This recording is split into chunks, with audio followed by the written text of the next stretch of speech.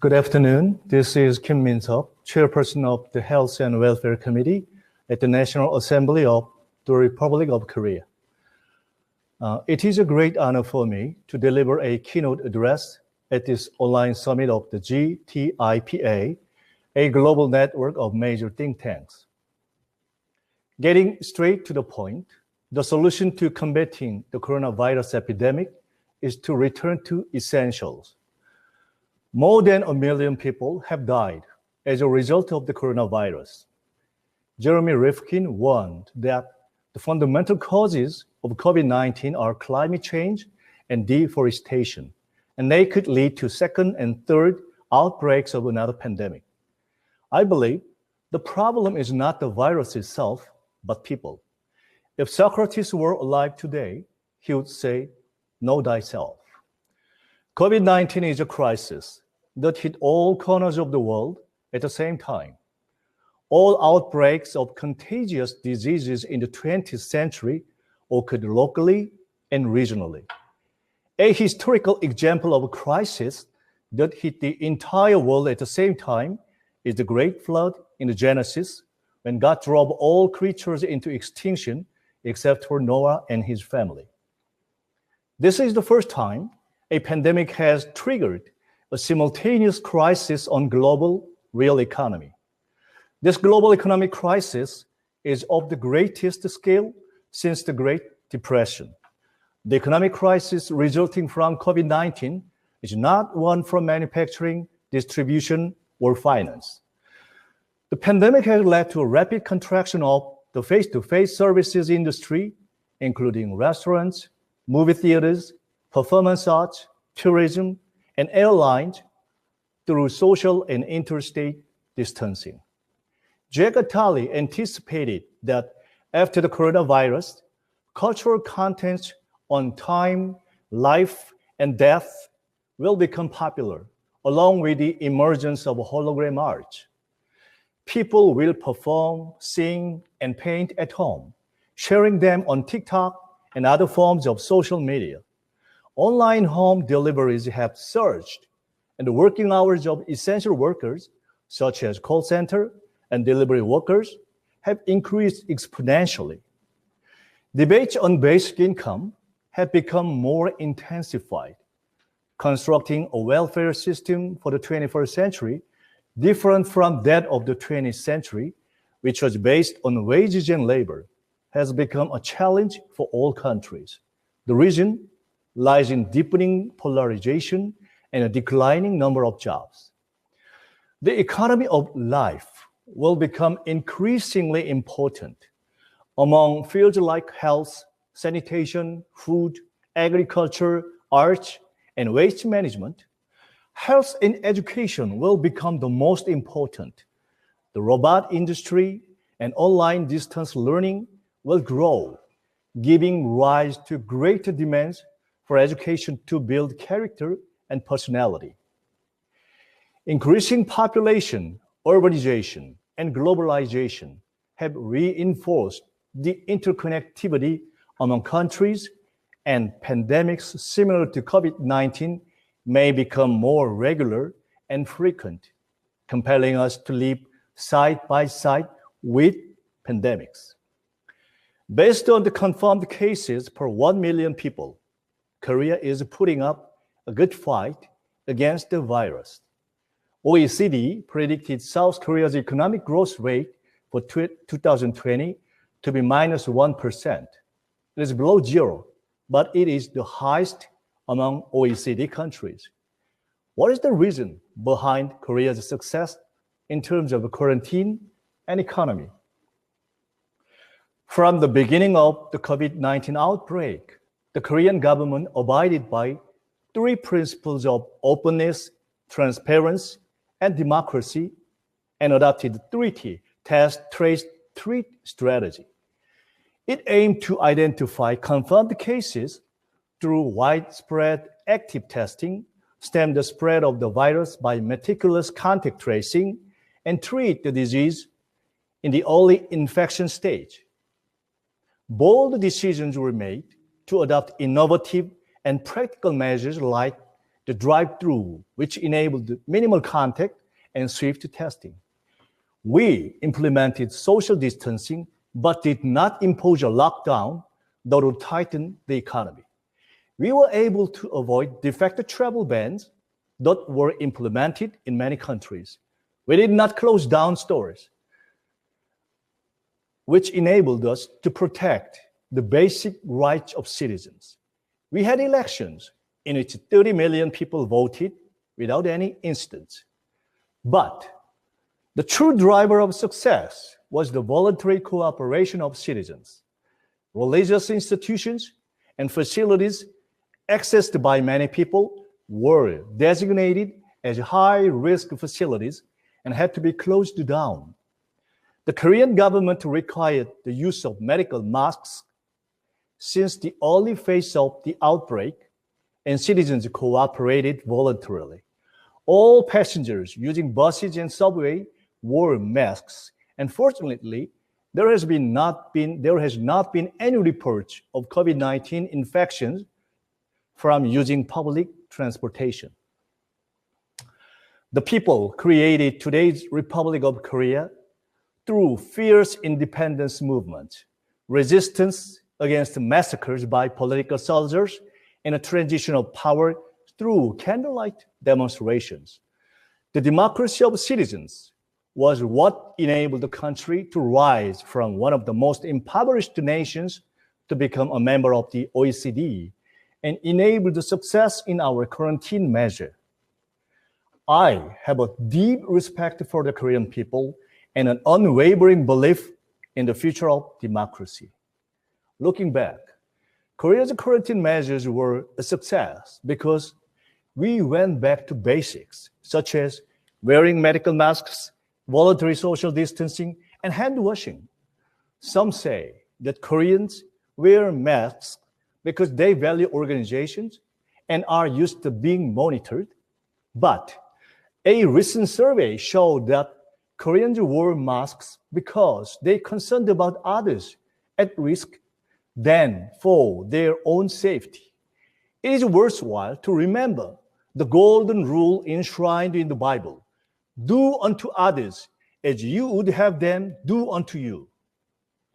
COVID-19 pandemic demands that we make a great transition to advance as a new civilization. To this end, I would like to put forward 3 proposals. It is impossible to impose a lockdown indefinitely. Even if the world's richest people take refuge on luxury yachts, they will not be able to seal off a contagious disease forever. National leaders were not immune to the virus. Blockade and polarization, hatred and discrimination are not the solution. We must become inclusive and transparent and seek a path in which we can all survive. We need a new blueprint for an international quarantine system, including reinforcing the World Health Organization, WHO.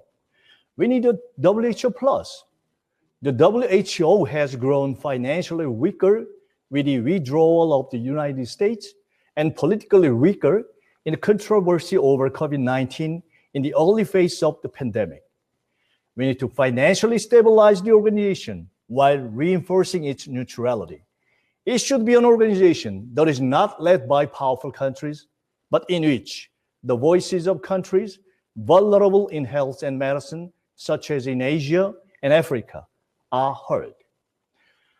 Discussions must also take place in regard to connecting the organization with international public funds like the World Bank and Global Fund.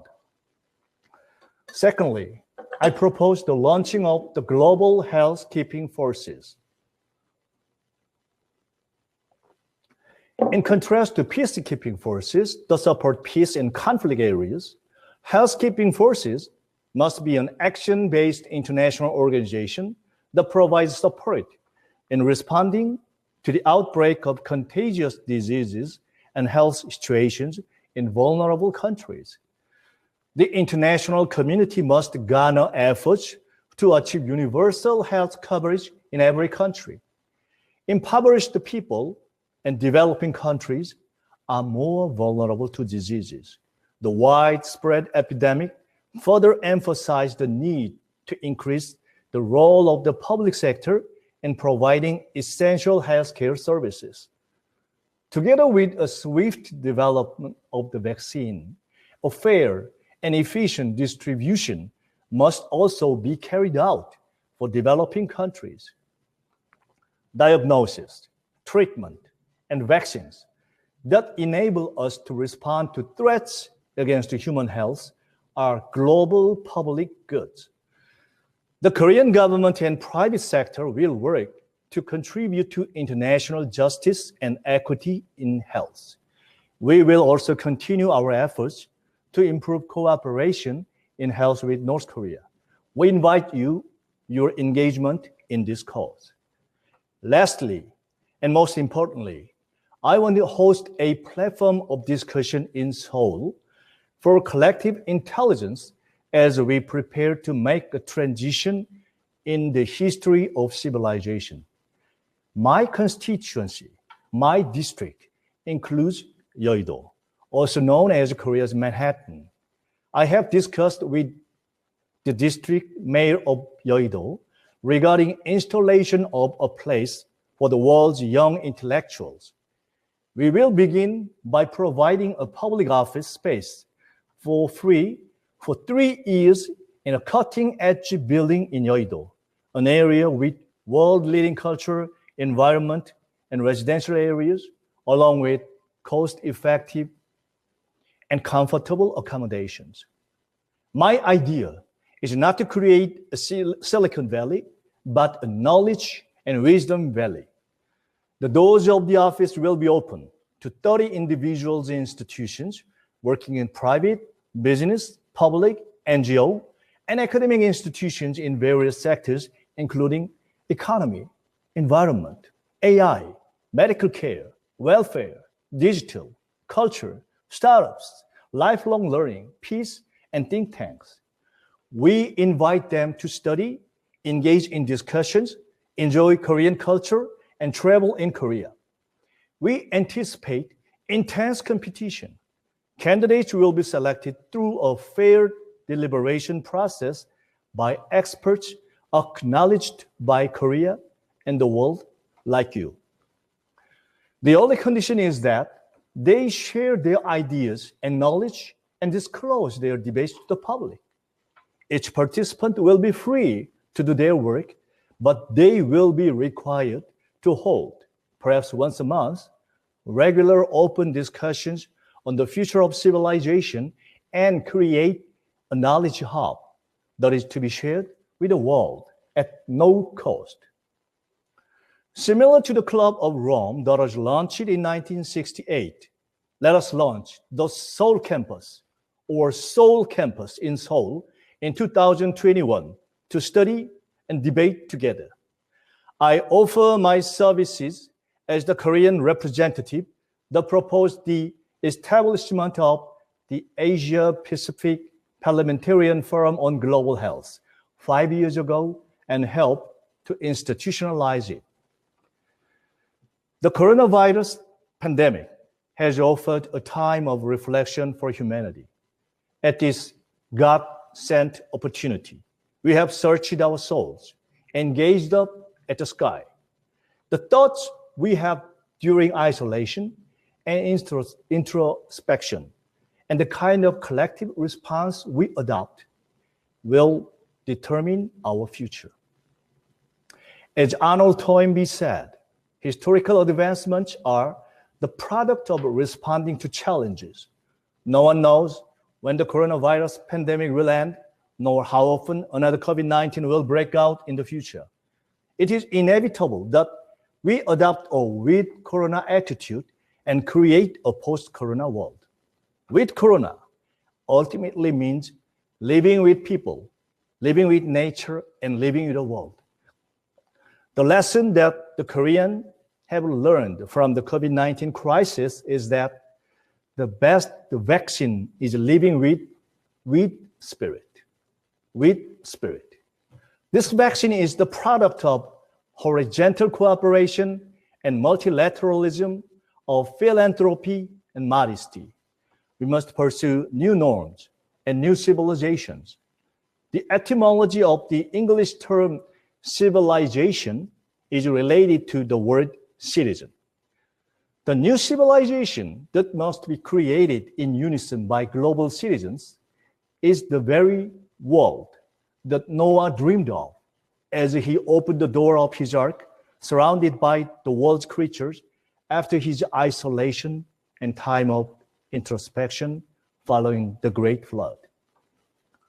Korea's dream is to create a new civilization. We dream of a world without the polarization depicted in the film Parasite, directed by Academy Award winner Bong Joon-ho.